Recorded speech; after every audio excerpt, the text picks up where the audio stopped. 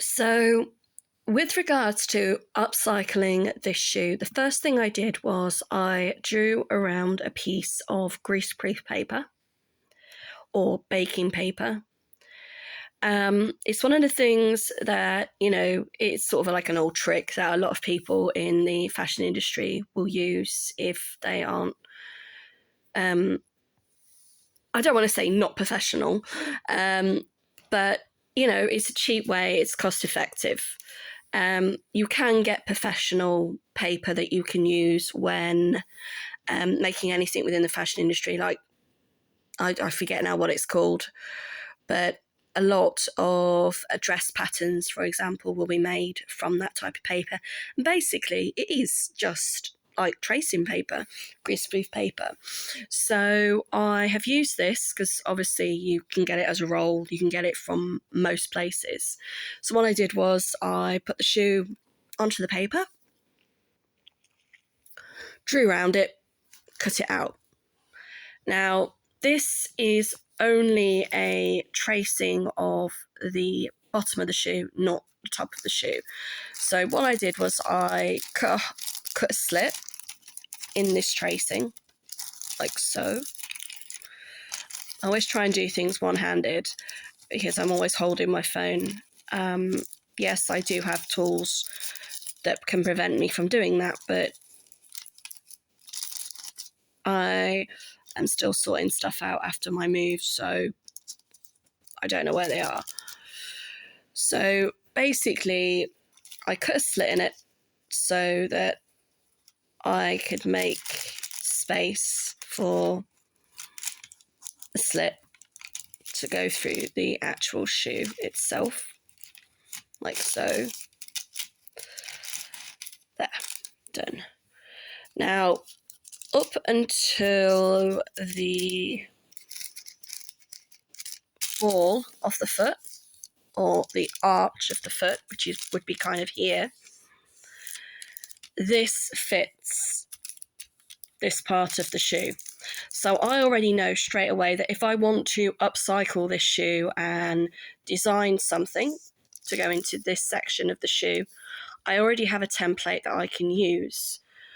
For the heel of the shoe and where the arch would be if this wasn't a wedge, it would need to be a little bit more bigger.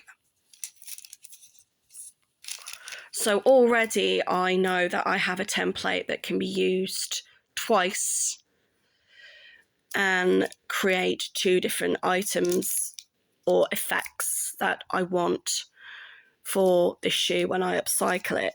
Now, the other reason why I have done a template is basically, once you've got it, you can reuse it. Maybe not for a different shoe, but maybe for a similar one or for something else.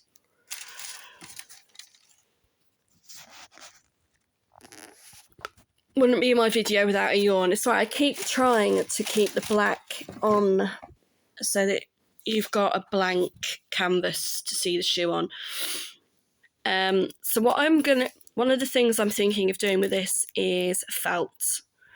So what I'm looking at doing with the heel is putting some felt on the bottom of this. Just basically to give it a surface that will be like scratch resistant or damage resistant. And what tends to happen with a lot of products is felt is one of those items that is used. So when you even buy furniture, you can get additional items to put on at the bottom of, say, feet of a chair, or to put on the bottom of your sofa or your table. Wouldn't be my video without another yawn. And usually one of the most common things that is obviously used is either like rubber bungs, which, in a way, this is what this is. It's a man-made sole. But if I was to then want to put this onto a piece of furniture like on a mantle shelf or a bookshelf or even a table, having a felt base underneath is going to make it a lot more universal and enable me to use it on another item, but not have to worry about it damaging the surface of the item that I may choose to put this onto. So